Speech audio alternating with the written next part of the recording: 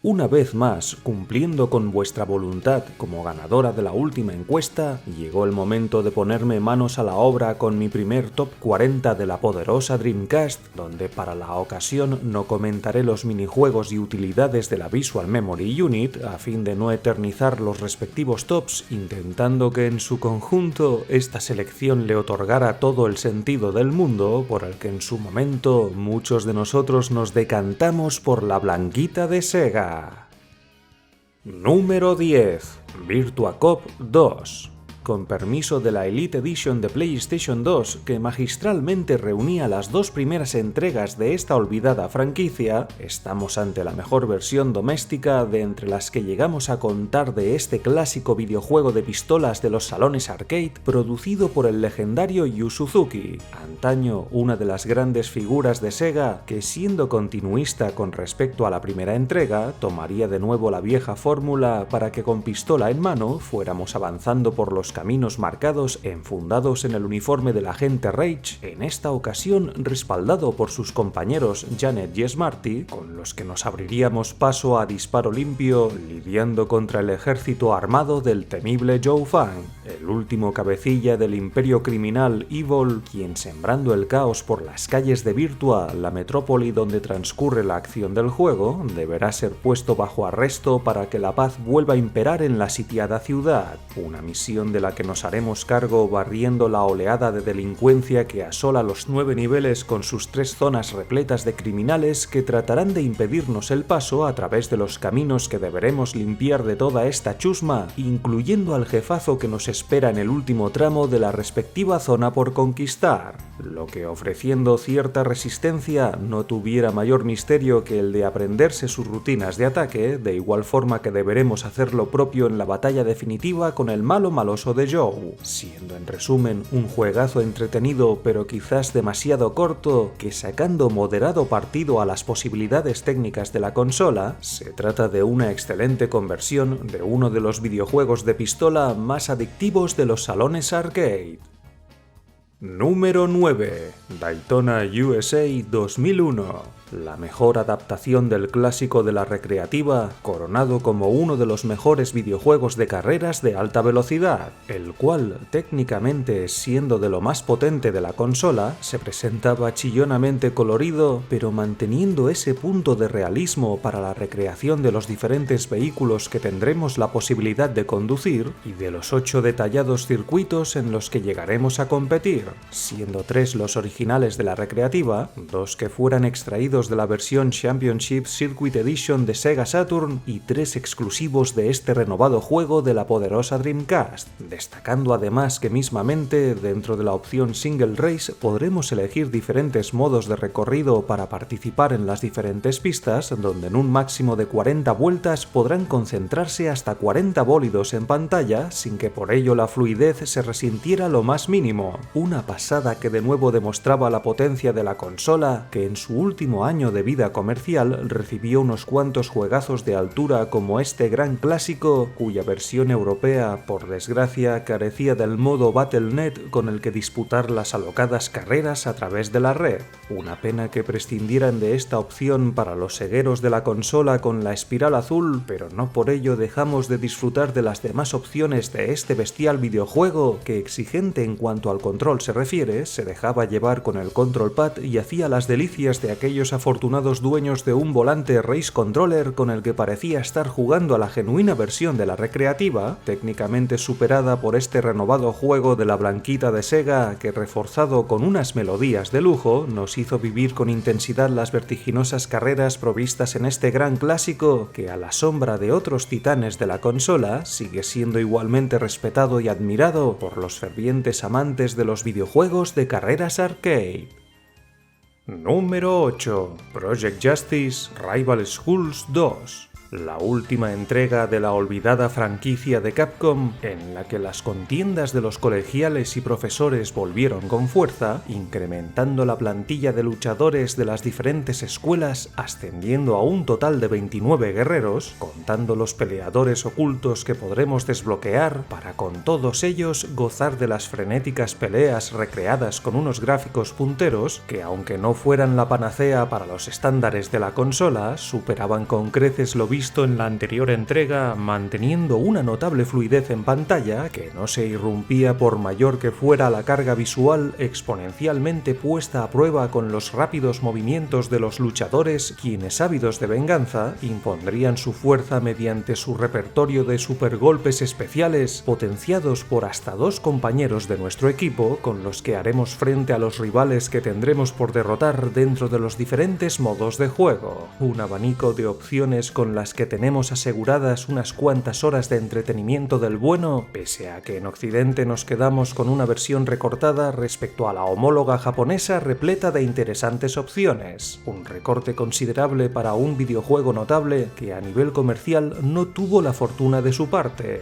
motivo por el cual, sumado a la caída de los salones arcade, ya nunca jamás volvimos a saber de esta franquicia, lo que fuera una pena para los que disfrutamos de la misma, pero siempre podemos rememorar viejos tiempos batallando con estos peculiares peleadores de instituto que en esta última contienda lo dieron todo para que nosotros pudiéramos disfrutar de los combates cargados con una buena dosis de espectáculo visual, reforzados por las músicas cañeras que suenan de fondo, tan acertadas en darle ritmo a las frenéticas batallas de este destacado videojuego de lucha que, olvidado como pocos, sigue manteniendo sus buenas formas para una intensa tarde de auténtico vicio.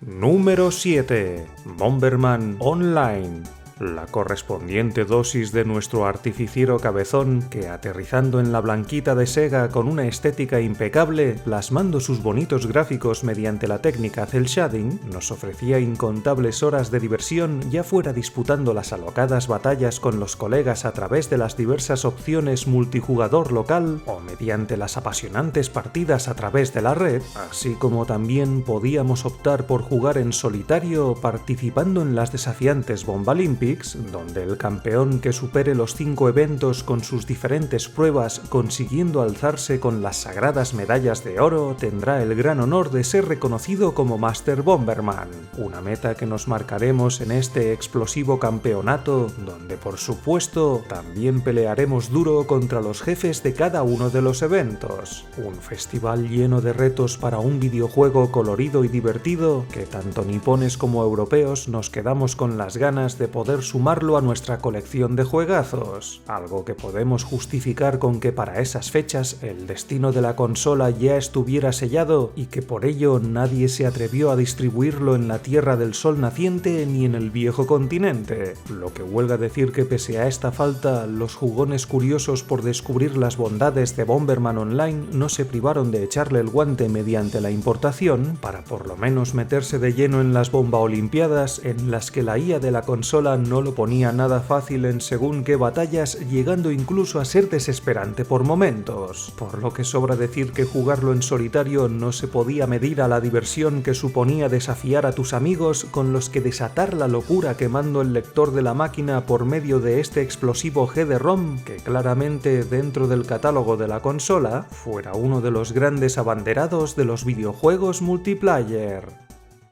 Número 6. Quake 3 Arena. Posiblemente el deathmatch por excelencia de la poderosa Dreamcast, siendo un digno traspaso de la genuina versión de PC, que con sus ligeros recortes técnicos presentaba muy buenas formas en el apartado gráfico, consiguiendo el mejor rendimiento para tratar de alcanzar los 30 FPS de manera estable, lo cual fuera todo un deleite poder disfrutar de las batallas en estas condiciones, sobre todo si además disponíamos del ratón y teclado para emular la genuina experiencia con nuestra flamante Dreamcast, cuya adaptación de este juegazo no solo contaba con el indispensable modo multijugador preparado tanto para el modo local como para las partidas en red, sino que en solitario podíamos participar en el torneo de Shiro, el letal guerrero que en busca de un adversario a la altura nos instará a tener que superar las 20 arenas de combate, enfrentando en ellas a los diversos contrincantes que tendremos por despachar, incluyendo por supuesto al jefazo de rigor que se plantará frente a hacia nosotros al final de cada zona, siendo el propio Shiro quien nos disputará el último combate en el que con afinada puntería conseguiremos la victoria si mantenemos a raya las terribles embestidas de nuestro formidable enemigo,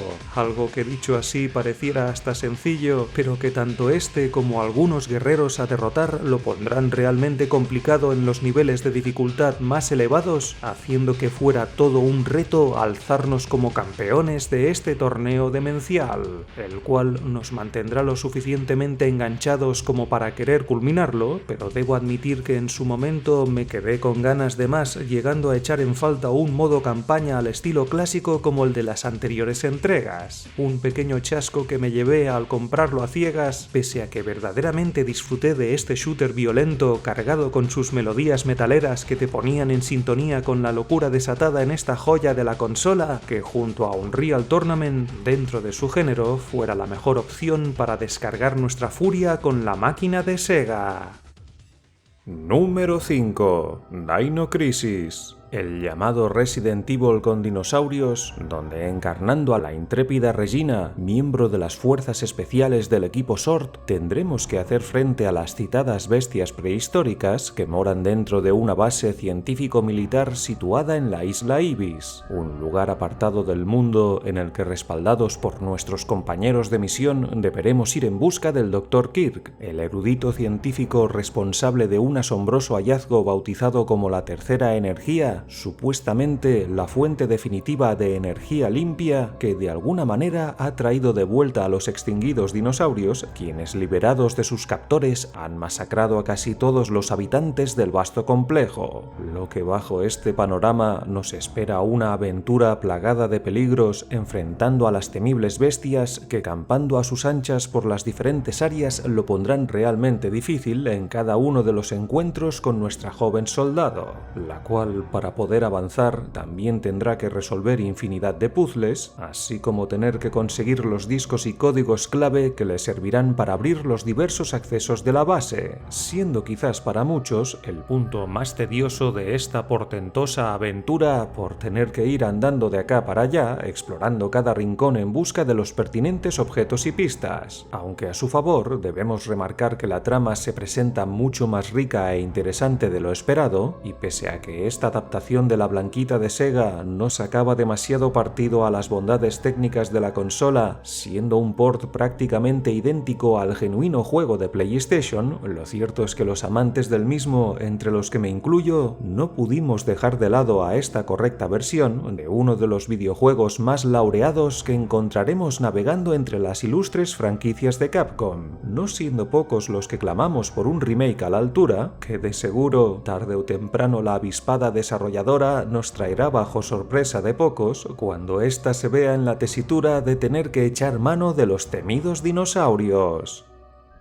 Número 4. Zombie Revenge. Como parte del universo de The House of the Dead, tenemos esta propuesta en forma de spin-off bajo la mecánica del tipo beat'em up, donde machacaremos a las hordas de zombies y demás criaturas del infierno, ya fuera jugando solo o en compañía de un amigo, para con nuestro agente preferido del AMS de entre los tres que podremos elegir, perseguir al villano responsable de poblar las calles de abominables monstruosidades con las que tendremos que lidiar a través de las diferentes áreas que componen los 7 episodios de esta aventura, la cual, cargada de acción, fuera más desafiante de lo que a priori pudiera parecer, llegando a volverse un verdadero infierno si no tenemos el temple suficiente para afrontar este reto. Pero de cualquier modo, qué duda cabe que sobre todo jugando a dobles fuera un placer destrozar a cuantos monstruos tratasen de impedir nuestro avance, sirviéndonos de nuestros puños o de las diversas armas que sobre la marcha podremos conseguir.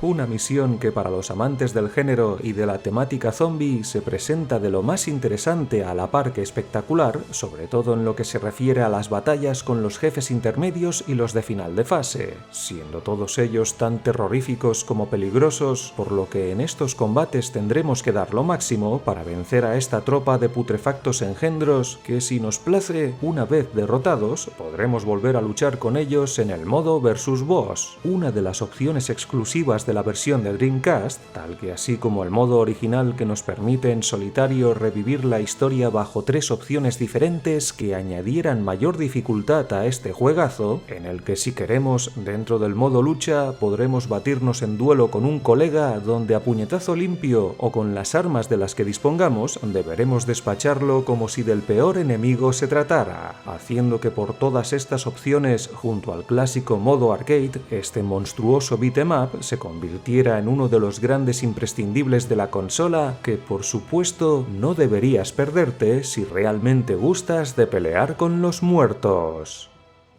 Número 3. Alone in the Dark: The New Nightmare. La joya de la corona de la reconocida franquicia que, para quienes todavía no hubierais catado la entrega que nos ocupa, deciros que la misma se antoja como una curiosa mezcla entre Resident Evil y Silent Hill, pues la aventura de Edward Carnby y Aline Cedric arranca con estos intrépidos protagonistas sufriendo un terrible accidente que los dejará atrapados en la isla de Shadow Island, lugar que deberán investigar para descubrir el origen de los sucesos paranormales desatados en esta tierra maldita, lo que bajo la piel de cualquiera de los dos en sus respectivas aventuras entrelazadas nos las tendremos que apañar maniobrando mediante el clásico control tipo tanque para movernos por esos magníficos fondos prerenderizados marcados con un nivel fotográfico de infarto que encajaban como un guante con las melodías atmosféricas poco memorables y con algunas piezas que no terminan de casar, pero que en su conjunto cumplen de sobras para alzar la tensión en aquellos momentos clave de la tenebrosa historia, la cual fuera lo suficientemente buena como para atraparte, pese a que ciertos diálogos chistosos no se ajustan con el aura oscura de esta genial aventura de terror, donde por supuesto lidiaremos con las terribles aberraciones en forma de monstruos de la oscuridad,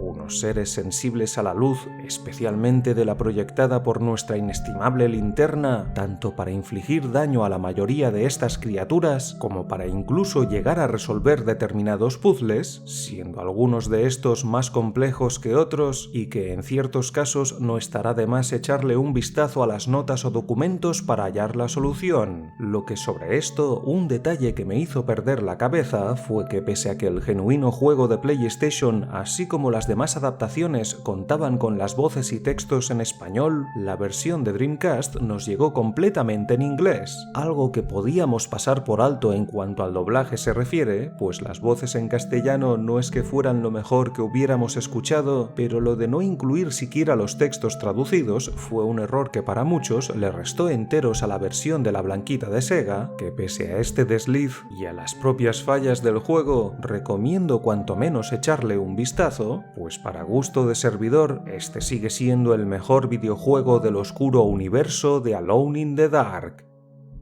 Número 2. Street Fighter 3 Third Strike. En su momento, uno de los videojuegos más ninguneados de la consola, a la par que las anteriores entregas de la tercera serie, que dentro de una misma edición igualmente visitaron los circuitos de la 128 bits de Sega, siendo estos juegazos colosales conversiones prácticamente idénticas a las originales de los salones arcade que con el pasar de los años consiguieron cautivar a millones de jugadores en todo el mundo, quienes hoy día todavía se reúnen en torno a célebres torneos, algo que acentúa la pena de recordar que pese a su alto nivel de calidad, Third Strike no obtuvo todo el éxito comercial que realmente merecía, pues qué duda cabe que esta joya de la franquicia se presenta como uno de los mejores exponentes de los videojuegos de lucha, tanto por su acabado técnico con sus brutales gráficos y melodías cañeras, como por su tremenda jugabilidad, donde sin entrar en demasiados detalles, partiendo de lo ya conocido, contaba con algunas novedades destacables, como por ejemplo que dentro del modo arcade, en cada ronda tendremos la opción de elegir entre dos posibles rivales, a quienes mediante el llamado parry podremos frustrar sin miramientos bloqueando sus poderosas embestidas embestidas para luego arremeter con furia y así sentenciar la batalla. Un desenlace que pudiera torcerse si de forma continuada recibimos los suficientes golpes como para llenar esa pequeña barra del marcador que una vez repleta nos dejará atontados quedando a merced de nuestro peligroso adversario. Lo que, tal como se puede ver, la renovada mecánica de juego, lejos de limitarnos a machacar botones, incentiva las batallas tácticas para que los jugadores puedan vivir los combates a mayor intensidad, una experiencia de la que no muchos quisieron disfrutar por el poco atractivo de la plantilla de guerreros, donde apartando a los viejos conocidos, los nuevos rostros por lo general no convencieron a los más veteranos de Street Fighter, quienes con el tiempo, muchos de ellos apreciaron las bondades de este notable videojuego de lucha, actualmente catalogado por el grosor del sector como uno de los mejores exponentes de la excelsa franquicia.